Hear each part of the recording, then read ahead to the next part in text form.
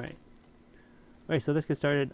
We're just going to go over review questions from your test. Remember, you guys have a test on Thursday. Yay, Thursday. And FYI, remember, we only have 2 more weeks of school. If you guys don't have this on your calendar, we have this week and next week. And of course, next Friday, it's actually a holiday. Yay. How do we know which questions we can use calculators and which ones are by hand?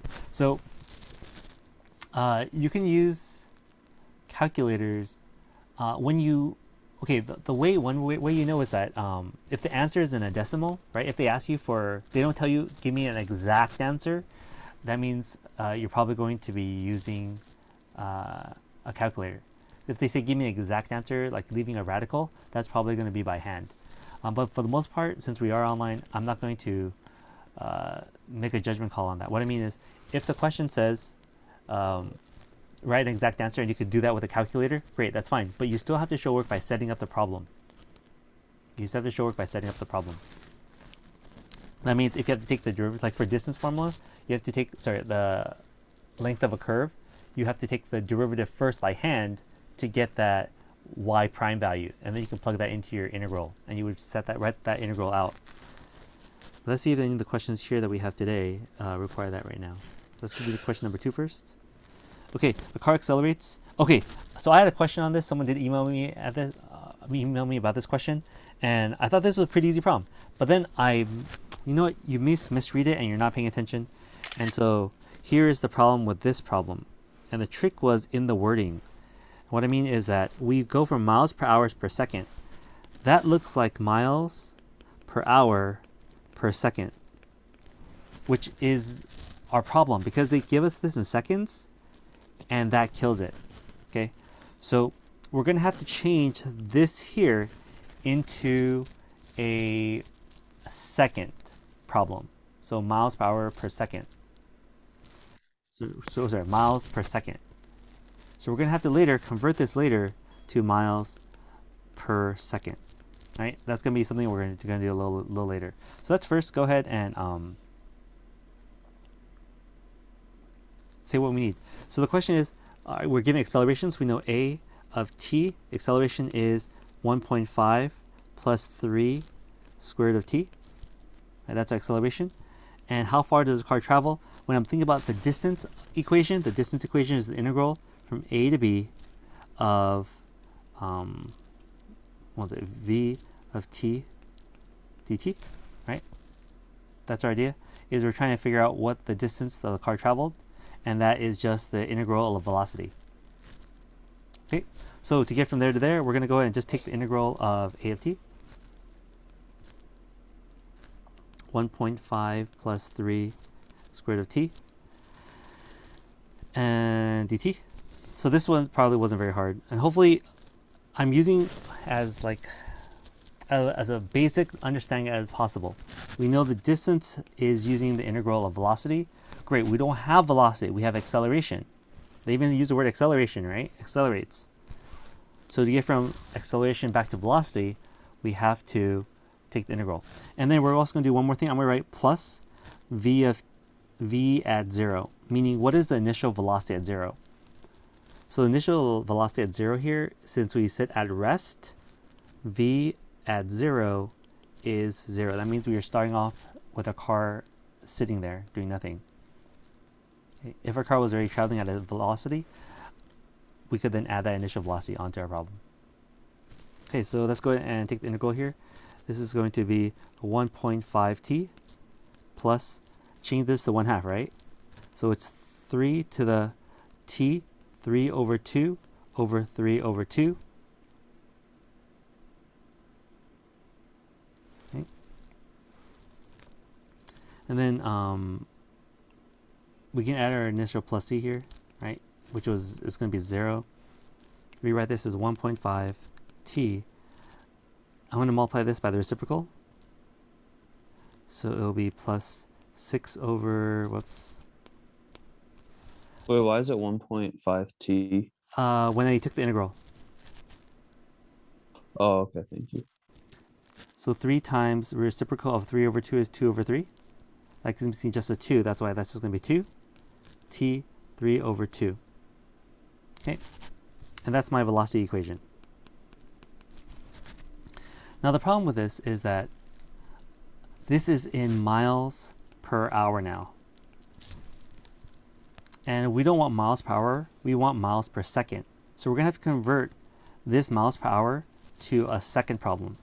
Because this t value is in seconds, right? But if I take the integral of this right now, this hr is hours. So if I just set it up as I did, from 0 to 16, that's how far we're gonna go, of 1.5 t plus 2 t 3 over 2 dt. Here is our problem. This dt here is going to be in hours, but we don't want it in hours. So we have to convert this back to seconds.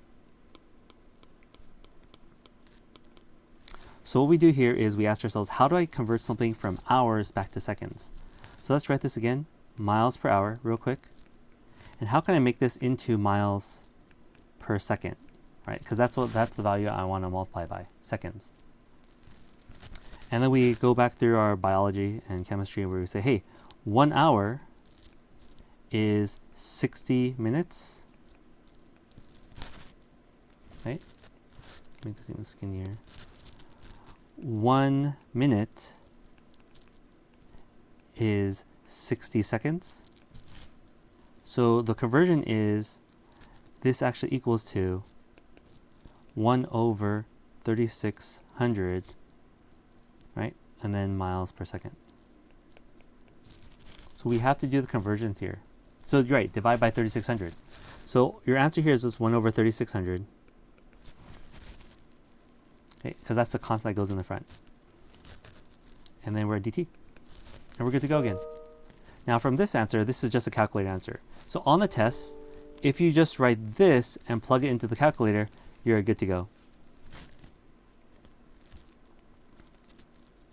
Okay. Yeah, I think that's it.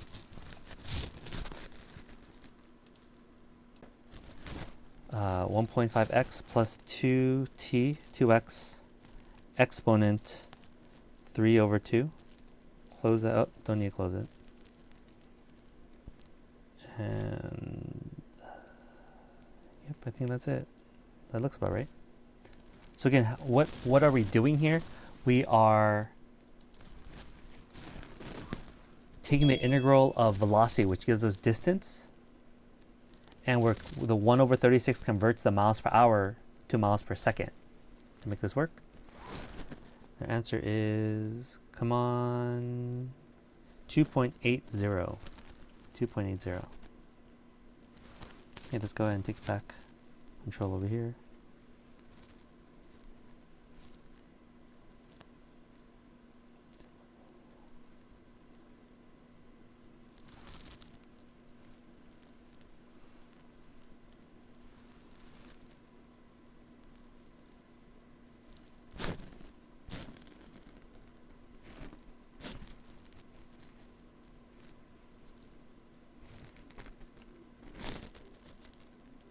Okay, 0.28.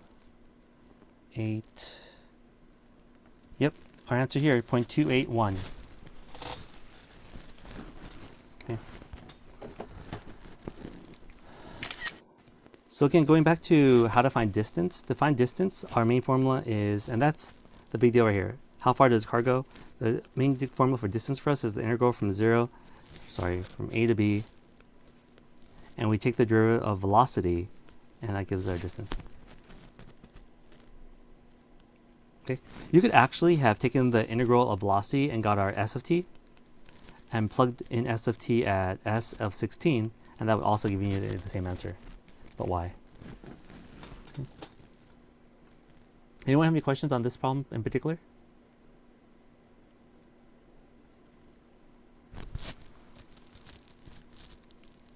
Okay. Let's look at question number 6. I think that's the next one in line. Okay, recall that the acceleration due to Earth's gravity is 32 feet per second squared. Okay, that's whenever you hear 9.8 meters per second squared, that's the same as 32 feet per second squared. You just take it as that. From ground level, a projectile is fired straight upward with a velocity of, okay, so a couple of things. We have acceleration A of t is equal to 32 feet per second, right? That's a constant. We have velocity upward at v at initial velocity is 148 feet per second. Okay, 148 feet per second. And okay, ground is fired. So you can imagine we fire a rock up in the air. Initial speed is v at 0 is 148. We have acceleration fighting us. Acceleration is at 32 feet per second coming against us. Sorry, that looks terrible. Okay, 32 feet per second. Okay, from ground level, a projectile is fired straight upward at a velocity of 148 feet per second. What is velocity after 7 seconds? Okay, so how do we get from acceleration back to velocity? We take the integral. So integral of 32 feet per second. 32 dt, let's use dt per seconds. Sure, Emily. And that gives us 32t, right? Plus our initial velocity, which is v naught. Our v naught is 148. So after 7 seconds, let's plug in 7 here. That's going to be 32 times 7 plus 148. Okay, another way of writing this, you could have wrote this instead. You could have wrote, hey, what's the velocity after 7 seconds?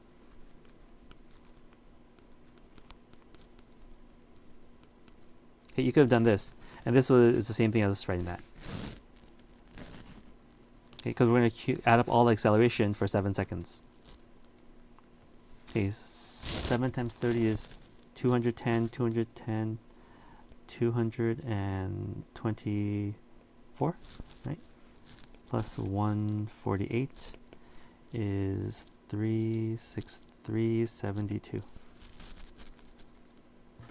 Isn't one of the velocities should be like negative or something? Because Oh shoot! Whoops! Ha ha ha! You're right. That's a negative sign. Ha ha ha ha ha ha ha ha ha ha ha. Did I say ha ha? Yeah. So, okay. So there's a problem then, because there's the velocity. What's the velocity after 7 seconds? If I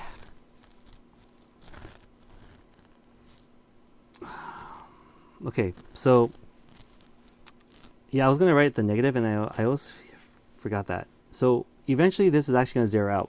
So we start off with a positive velocity of 148, and as we travel upward and as time goes on, acceleration is subtracting our velocity, right? So at what point would it actually equal to 0? And actually, at this point here, we could actually make this equal to 0. At what point would they cancel each other out? And 32t is equal to 148. T is equal to, I'm using a calculator here. Good catch. 148 divided by 32 is, 148 divided by 32 is 4.625. So after 4.625 seconds, we would actually have zeroed out. It would have gotten stuck in the air. And then from here on out, we're actually coming back down. So actually rethinking about this. So if it takes 4.625 seconds going up, minus 7 is going to spend 2.375 seconds coming down. So what is the velocity after 2.375 seconds? So negative 32 times 2.375 seconds is times 32 is 76 feet per second. But going in a negative direction.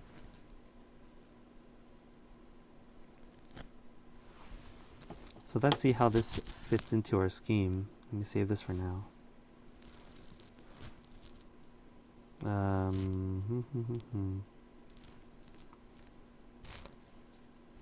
We said, let's see if it gives us a negative. Negative 76 feet per second. Check our answer. It was right. Thanks for catching that.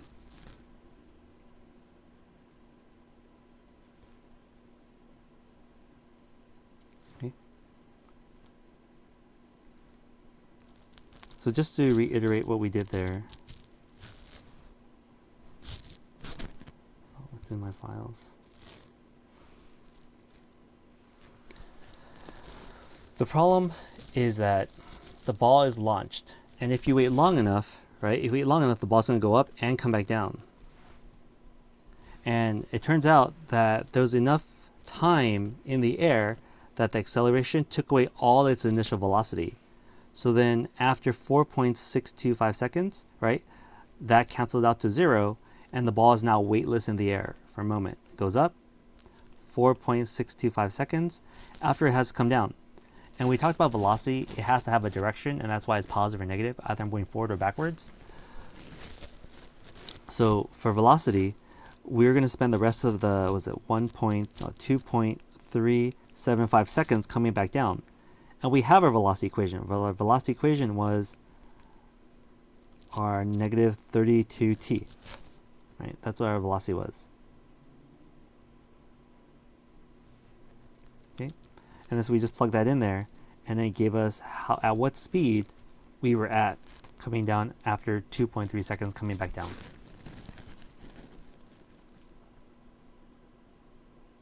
Okay, the following question is, when does it hit the ground? Okay, when does it hit the ground? If it took us 4.62 seconds going up, it's going to take us the same amount of time coming down. Okay? Same amount of time coming down.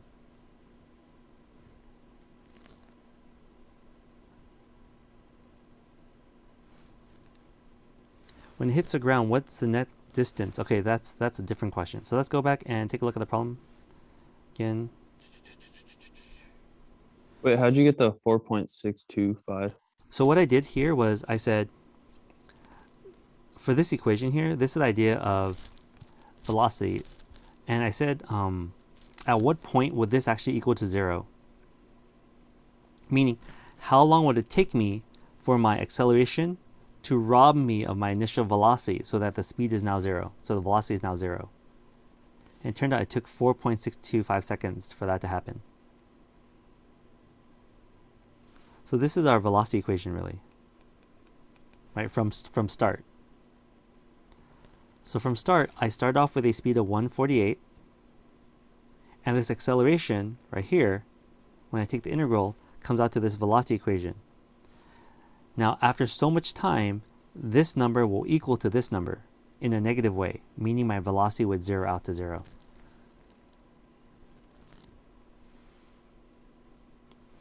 Okay, that makes sense. Thank you. So once they zero out to 0, that's how much time it took us to go up. And then the amount of time to come down, we had 7 seconds. So we minus that from the 4.625. That's the number of time it's falling. Okay. So what is the... So let's plug it in then. It's 4.625 times 2. So what's 4.625 times 2 going up and down, right? That's 9.250. Okay, let's try 9.250.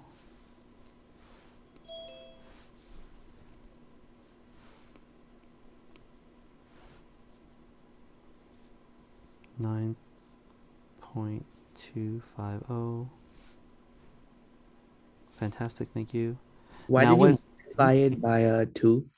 because remember, what was the 4.625 number? That was the amount of time it took me to go in one direction up. So now I'm up here. For me to come back down to the ground, it's the same amount of time to hit the ground. Alright.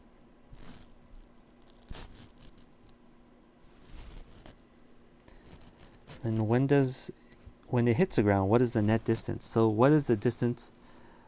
The net distance versus the total distance traveled. The net distance it traveled, it's 0 then, right? Because it didn't go anywhere. Let's see if that worked out.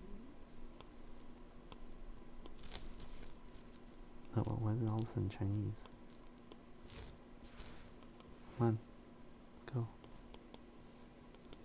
Oh, I know why.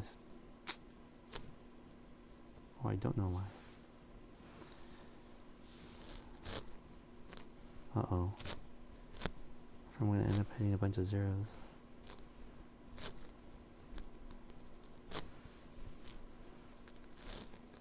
Nope. Come on, iPad. Here we go. So I'm trying to type it. It won't let me type it. No.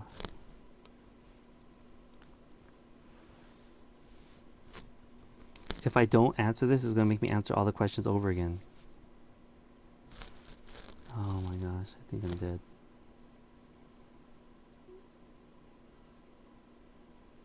Dead in the water.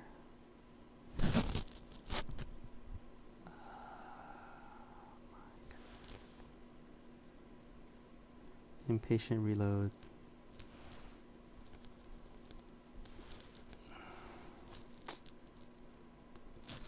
Nothing's working. Totally crashed it.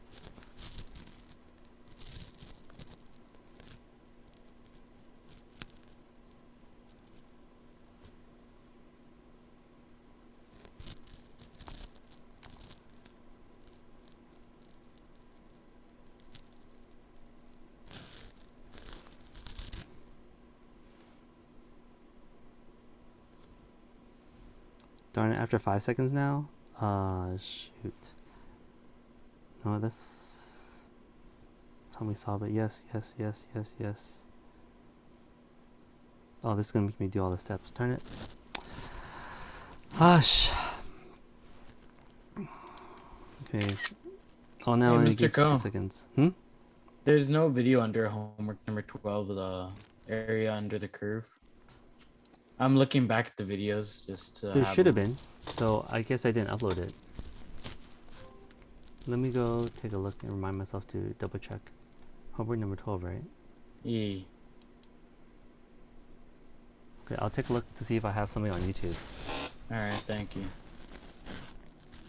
Alright, you know what? I'll come back to this problem later, but the idea here is that one part, the net distance should have been 0 because when it went up and when it hit the ground, that's a net distance. And then the total distance traveled is when you add up and down. Okay, and we were at 32.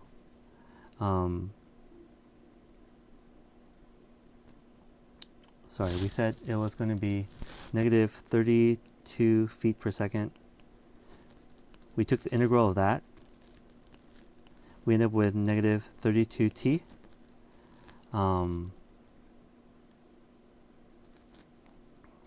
Negative 32t. And then we said, this is my velocity equation, v of t. But then we start off with the initial of 56 feet. 56. And then, so then we said, hey, what's 0 that? So this goes to 0 at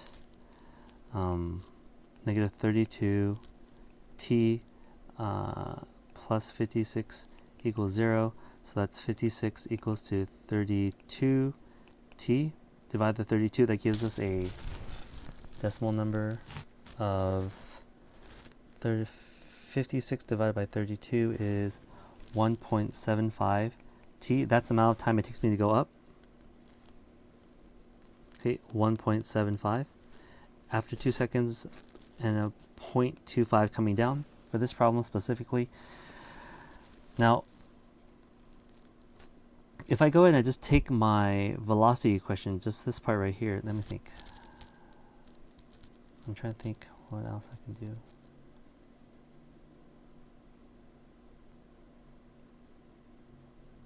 So I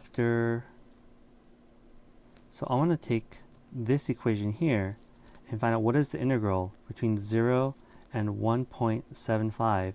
What is the sum of that velocity, right? How far did I travel during this period of time? Okay, so how far did I travel in this period of time? Just from 0 to 1.75. That's in one direction. Now I'm going to multiply this by 2. So in this problem, the math is going to be the integral of 0 to 1.75 minus 32t plus 56 dt n times 2.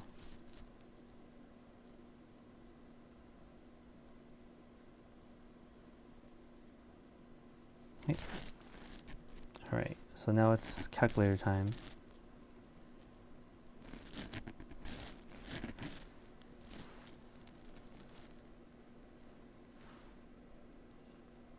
Bob, you have a question? Huh? Did you have a question? Yeah, yes, I do. Okay, what's your question? Number 11. Okay, I'm not on 11 right now. I'm actually finishing this. Homework Okay? 17. Length of a curve. Yeah, I'm on this one though. So let me Find the finish length this of one. the curve f of x equals 2x1/3 plus x2/3 where 0 x something. Bobby, let me finish this one, okay?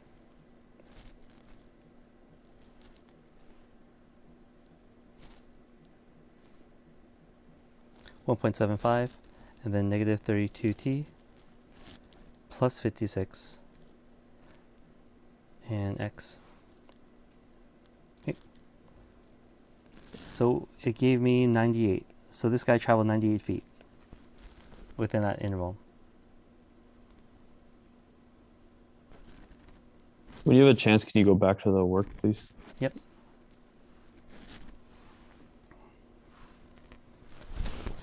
Oh my goodness. If I don't save it, it's going to delete it.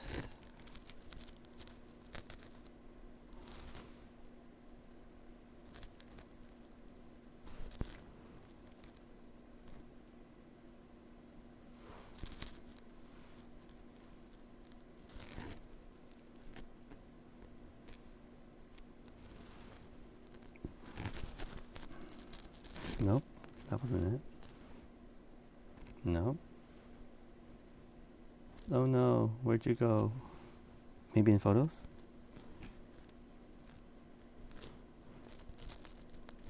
Ah, yeah, lucky me. And this is to find total distance, right? Right.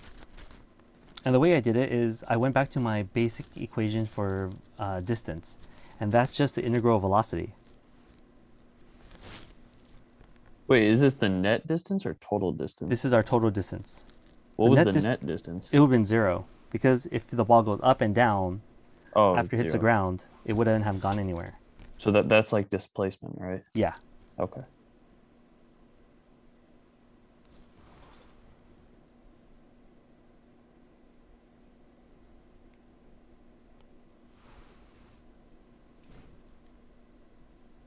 So I came up with this equation as my velocity equation. Now the problem is this velocity equation will... Actually, no, it would have gone negative. Yeah, it would have worked. Never mind. What am I talking about? If I had plugged in 2 seconds here, if I plugged in 2, that would give us our negative answer. So that would have worked. I'm sorry. That would have worked before. Just overthinking it. 32 negative times 2 plus 56. We would have been, our velocity at 2 seconds would have been negative 8. So this would have been coming down at negative 8 feet per second.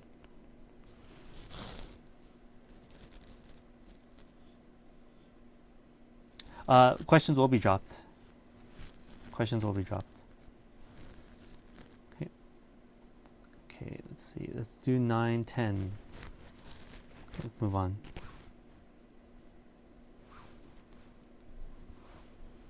Let's do 9. Oh, I heard someone needed 1 real quick.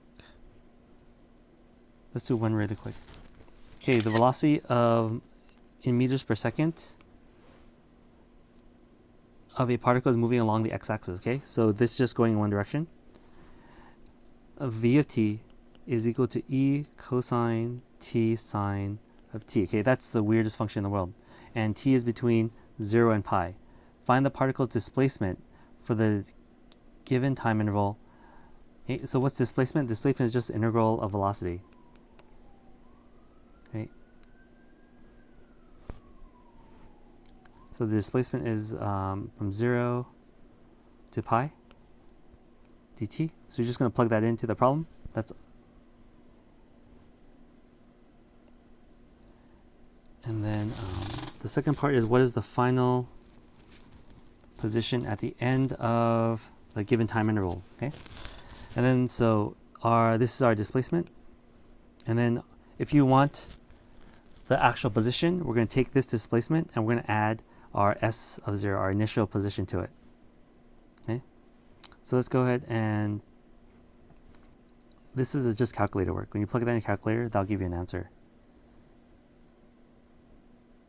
But actually, no, let's do it by hand. I think the answer here, they might want it by hand because their calculator would give you a decimal answer.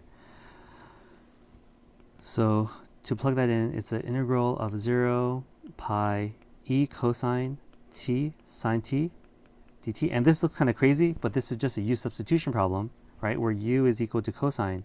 And if you take the derivative of cosine, that's sine, which would get rid of this guy. So that would divide out. So we're left with integral of 0 pi e to the u dt, which is equal to e to the u, replacing u back with cosine x, and we're going to plug in 0 and pi. Okay, so e to the pi, that's our cosine of pi, minus e to the cosine of 0. The cosine of pi is the unit, looking at unit circle. Here's pi. That's going to be -1 for cosine. And the cosine at 0 here is going to be +1. Yeah, +1. So it's an e to the 0 minus e to the 1.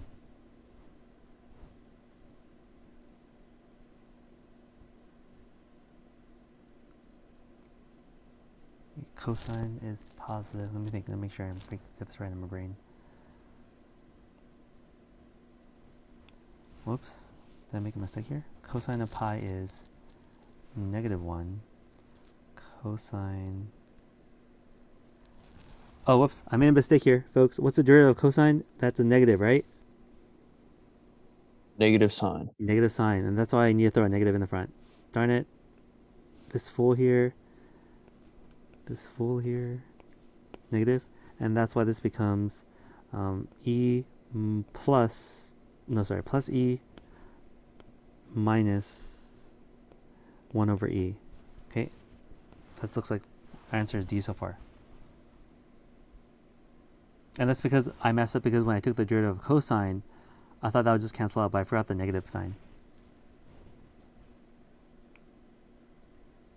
Okay, and then from this point, since this is my displacement, we add our initial value to it. Okay, so at what point did the problem start at? It started off at 2. This is a 2. So we just take our displacement, which was, displacement was e minus 1 over e. And then so our x of pi, I guess, right? What is it after pi? It's e minus 1 over e plus my initial s, not at 2. And that's just our answer here now. Because we take our displacement and we add our initial position, that gives us our final position. Okay, I think I'm doing 9 and then 16 as fast as I can. Okay.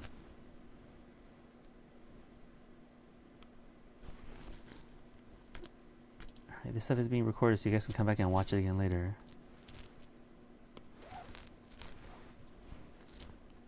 Let's jump to 9 real quick.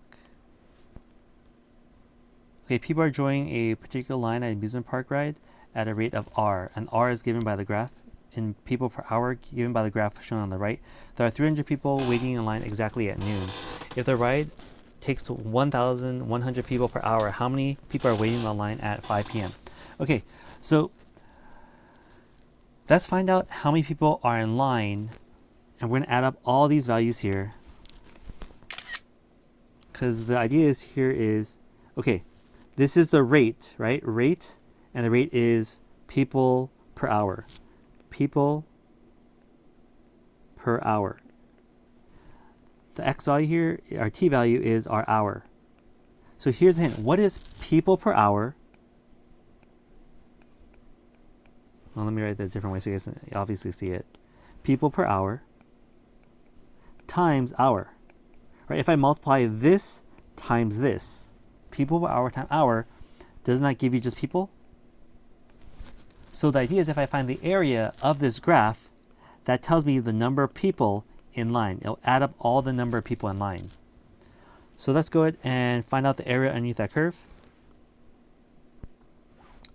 So we're going to go ahead and, let's see, we can do this with trapezoids. You can do it with triangles if you want. You can say this is 1 times 400, right? That's 400.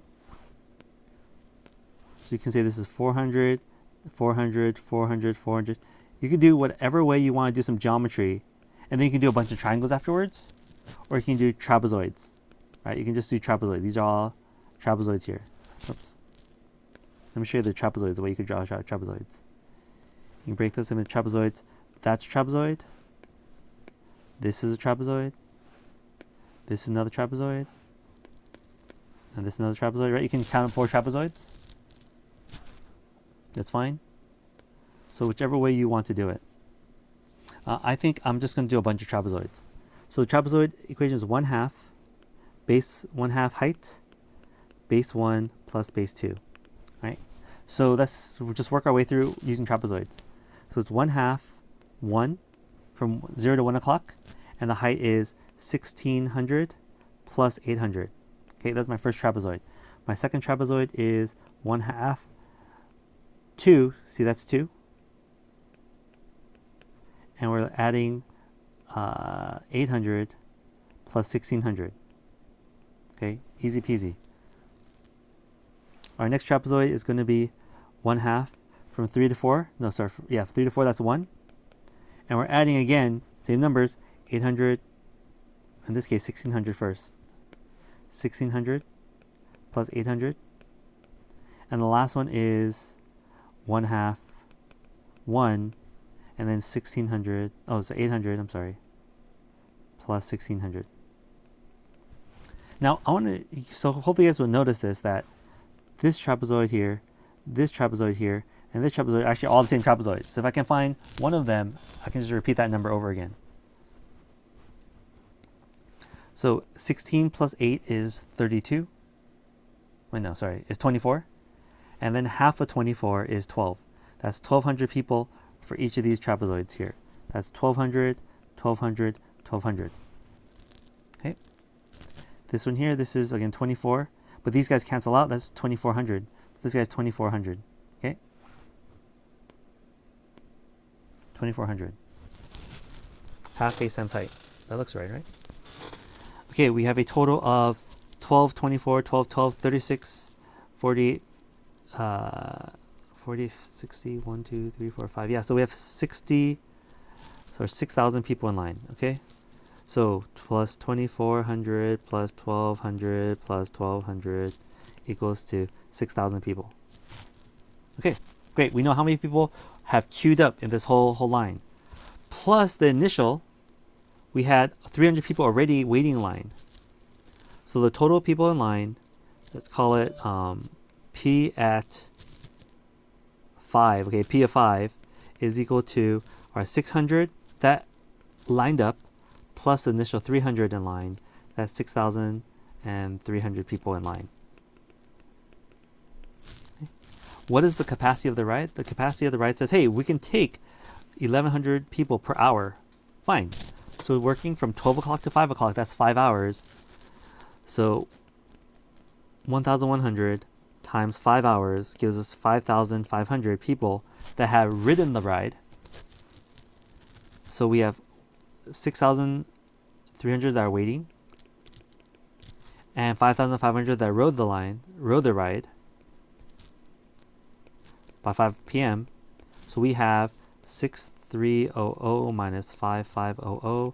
That's 800 people waiting in line still. That my writing is terrible.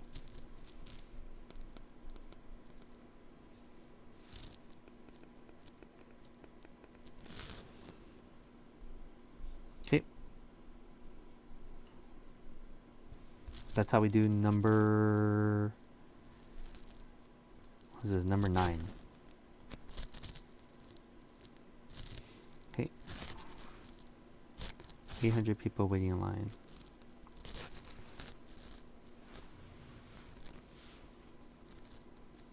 Oh, it's still not letting me enter at that values. I wonder why. What's wrong with this now?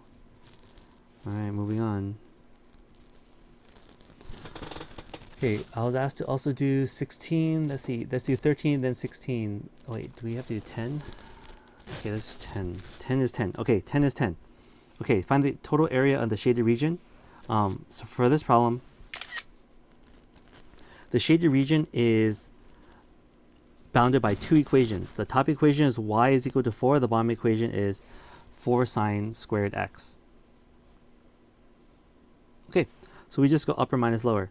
Now the thing is, you have to notice that they intersect at these points here, pi over 2 and 3 pi over 2. So let's set up the integral. The integral is integral from a to b of upper minus lower, right? And then dx, whatever it is. So that's our basic principle when we're looking for area between 2 curves, upper minus lower. So the upper here is integral of a to b, so pi over 2 and 3 pi over 2. That's our boundaries from here to here. And we're going to go upper, which is 4, minus lower, which is 4 sine squared x. Now they said they want this exactly an exact answer. So when they say an exact answer, that means generally I have to do this by hand. Now, there is a problem because we're going to get stuck here. And let me show you how we get stuck by doing this by hand. So if I go ahead and try taking the integral, let's go ahead and simplify this first. This is going to be 4, 1 minus sine squared x. And the problem is you cannot take the integral of sine squared x. It just is, it's not one of our rules that we memorize. You can try power rule. Okay, no, let's rewrite this as integral of 4, 1 minus sine squared. Maybe you guys remember this as Pythagorean identity. And this is really cosine squared x. Right? Sine squared plus cosine squared equals to 1. Sine squared equals to 1. Sorry, other way around. Cosine squared is equal to 1 minus sine squared. Right? We have 1 minus sine squared. So we're going to swap that with cosine. Now, we can't take the integral of 1 of cosine squared. So there's a trick. And if you Google this trick, you'll see a lot of people solve this out. Because this is an identity that we straight memorize. So, Mr. Ko? Yep. My problem has 1 minus cosine squared x. What would that be? Then that would switch it back to sine squared. So it would just be sine squared x? Yeah, sine squared x. Now the problem is thank you. they want us to do this by hand because if you try doing this with a calculator, I think it might give you a... Actually, I don't know if it'll give you a decimal or not. But the way we do this by hand is you trade this guy for a trig identity. And I'm not sure if you guys remember this. This is called power reducing. And the identity was this. Let me write them. It was cosine squared x is equal to 1 plus cosine 2x over 2. And if it's sine squared x is 1 minus cosine 2x over 2. Do you guys remember this from pre-calc? And this is how you get around it. You do this trick. You do this identity. So we switch this, and this becomes 4 integral of 1 plus cosine 2x. I'm going to give the 2 to them both separately. dx. And now we can take the integral of this by hand. And that's actually the gimmick of this trick. You can't take the integral of cosine squared by hand. If you want to use a calculator perfectly, that would be totally fine. Now, I'm going to finish this. I'm going to show you the actual trick way of doing this. Okay, if this was a calculator. So we're going to say 4, 1 over 2x. Now, be careful, that's a u substitution here. U is equal to 2x. Let me rewrite this as 4 parentheses integral of 1/2 dx plus integral of cosine 2x, I'll throw 1/2 in the front, dx. What's the cosine of this guy? Integral of cosine 2x, you use substitution of 2x du is 2 dx. So we know we have a 1/2 again. So plus 1/2 times 1/2. And the integral of cosine is sine 2x.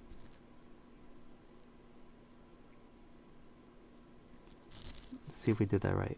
The integral of cosine is sine, right? And then the u, so you guys can see it, it'll be cosine of u d u over 2. And that 1/2 goes out to become a 4 outside.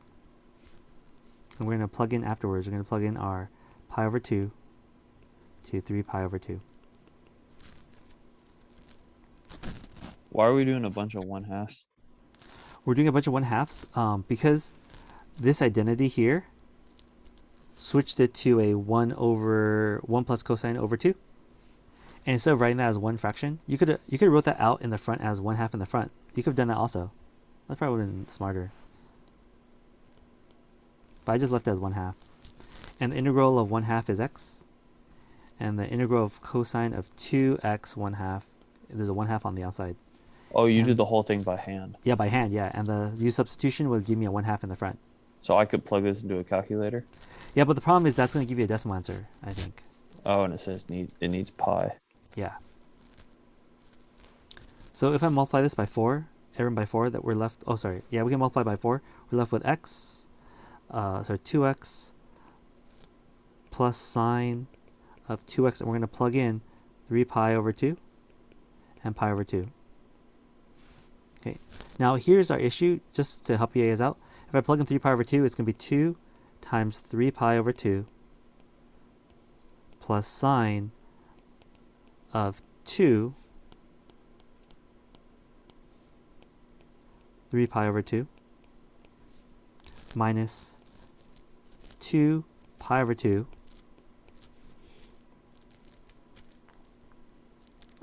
plus sine of 2 3 pi over 2. Darn it, sorry, pi over 2. Okay, running out of space. Now this is really sine of 3 pi, sine of pi. Do you guys know what the sine of 3 pi is? Here's pi, here's 0, here's pi, here's 3 pi. No, this is 2 pi. This is 3 pi. And this is, yeah, pi.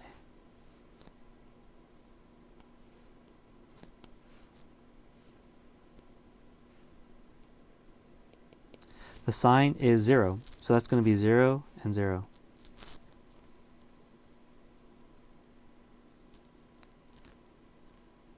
Okay.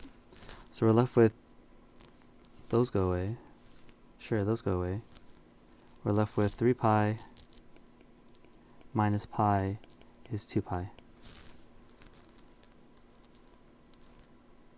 Okay. Now, let me double check this with my calculator.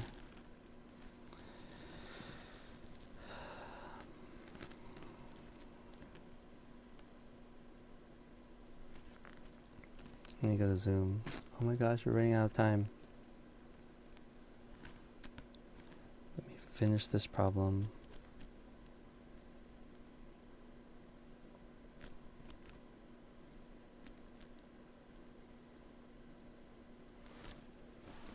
Okay, we're going to do math 9 from pi over 2 to 3 pi over 2 of 4 minus 4 sine. So the way you do sine squared, you have to be careful. I'm going to do another parentheses here. Sine 2x, no, sine x, close parentheses, and I'm going to square this. X. Okay. Answer is 6.28. Now, can I give you a cheat 6.28 is probably going to be a form of pi, isn't it? So here is the cheat. Okay, the cheat is divide this by pi, and that's the number that sits in front of pi. So this answer is 2 pi, which is our answer here that we got by hand. Okay, so here is a gimmick trick. If you are asked to find something that has a pi in it, and you know the answer has a pi in it, whatever decimal number you get at the end, see the decimal answer, whatever you get, divide this by pi, and that is the number in front of pi. Okay. If this was 3, let me give you another one. Here's another one. 3 pi divided by 2. Okay. Imagine if your decimal answer from your calculator was 4.7. Okay. You're like, oh man, what is the pi version of this? Divide the answer by pi. And what is 1.5 in a fraction? Isn't that just 3 over 2? This answer is 3 over 2 pi. Yeah, I was gonna say that, Mr. Ko, but I didn't know if you were like trying to hide that from us. Well, I mean, the question is more asking it to do by hand. So if you're asked to do this by hand on a test, like, you can do it. But the trick for here, honestly, is that you can't take the integral of sine squared or cosine squared, so you use that power reducing formula, and then it becomes an easier problem to do. Okay, all right. I am out of time here. I think, no, I still have time, right? No, I'm pretty much almost out of time. Let me see if I can start the second one. If you guys got to go, you guys can go. I'll just continue the recording. You have 6 minutes. All right. Some people left already. They're like, out of here.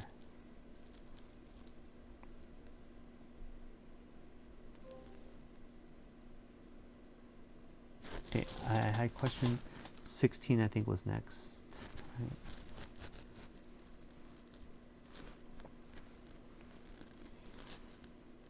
Okay, let's jump to 16. Okay, find the area of the triangular region in the first quadrant shown to on the right, bounded on the left by the y-axis and the right by the curve of 3 sine and cosine. Okay, 3 cosine. Okay, fine. So one of the things about these types of problems is that we said we had to use our calculators to find out where they meet. So where does the point where they meet there? So on your calculator right now, I'm going to go ahead and graph these two and find out where they intersect. So back to Zoom. Sorry, I have to keep taking over these. There's another way of doing it, but I haven't practiced it actually. So y is equal to, let's go ahead and graph these two lines. Clear 3 sine x, close it, and 3 cosine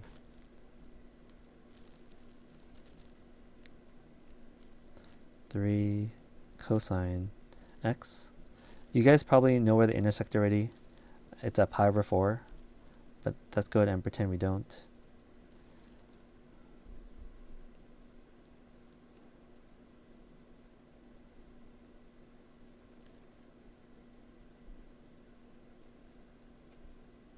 Please meet. Oh, okay, good. They meet just there. Perfect. So I'm going to hit second calc. We're going to find where they intersect, which is 5. And then we're going to pick our first line. Pick first curve. Yes, I want y1. Pick second curve. Yes, I want y2. And then make a guess. I'm going to get it close to it as possible. Oh, come on. How come you're not getting close as possible? Oh my gosh, it's moving literally. There it is. I see it. You guys see it? There it is. Make the guess. And they're telling me at 0.75339, that's my x value, right? And 0.7539816, that is, I'm guessing pi over 4. Okay, let me show you guys that pi over 4. Pi divided by 4 is that same answer. Okay. All right. So since we know it's pi over 4, let's go ahead and just set up the integral. The integral is this math 9. Well, it's math 9. And from 0 to pi over 4.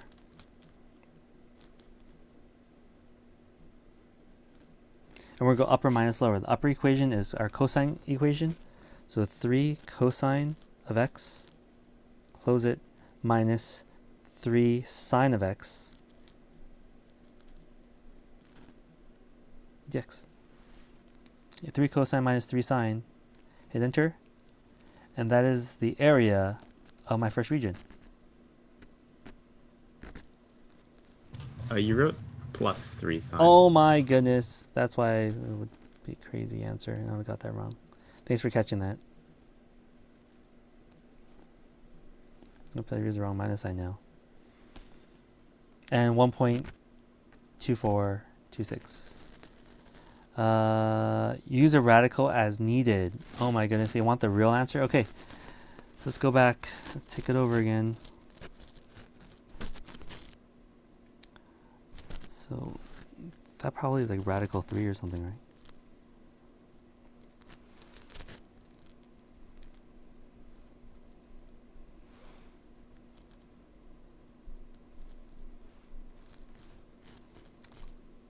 So again, I'm recording this, so if you guys have to go, you guys can go.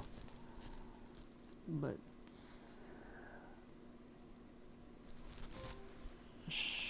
I think if I can change it, I'll try doing that, Emily. Okay, so integral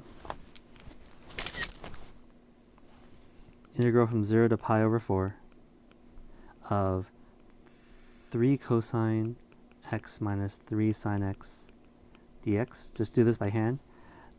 We can separate these integrals, right? So it'll be just 3 integral cosine x minus dx, 3 integral sine x dx.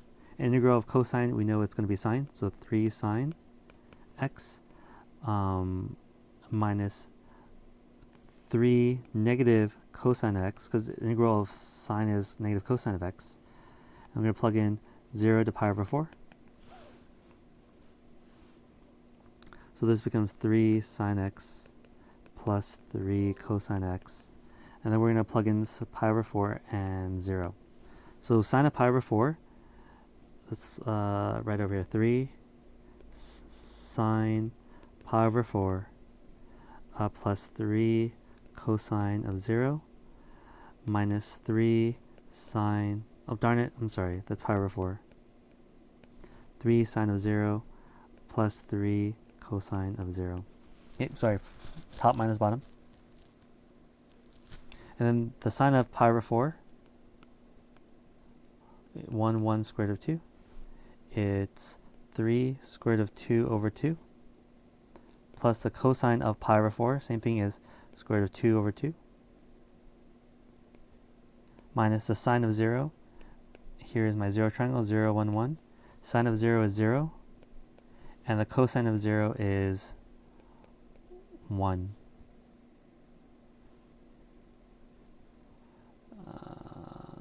Sorry, I don't need this one. Okay, so that's 1 and 3. So I'm looking at 3.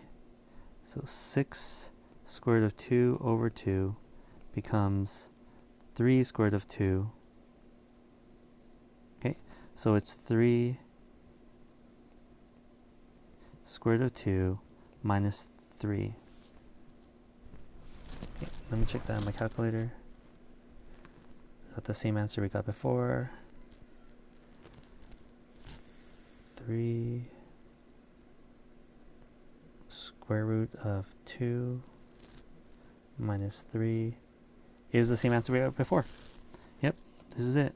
This is our 1.24 answer. Because this says exact answer, we can use decimals? No, they want the square root answer.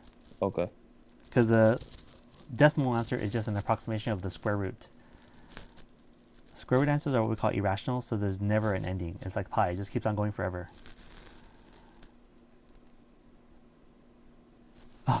The biggest deal is this setup, and then being able to take the integrals separately, and then plugging in afterwards. Okay. And this will be on the YouTube video. Okay. How many questions will the test be? Like just this? Maybe like 12 questions, Oh, okay. especially if they're longer questions. Oh, the multiple part ones. Yeah, or just longer steps like this. These are a lot of steps. Okay.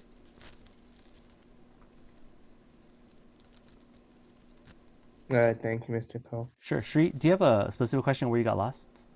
Is he still here? No, he's gone. Thank you, Mr. Ko. See you later. Thank you. Bye. Thank you, Mr. Ko. Hope you have a nice day. You too. Bye bye.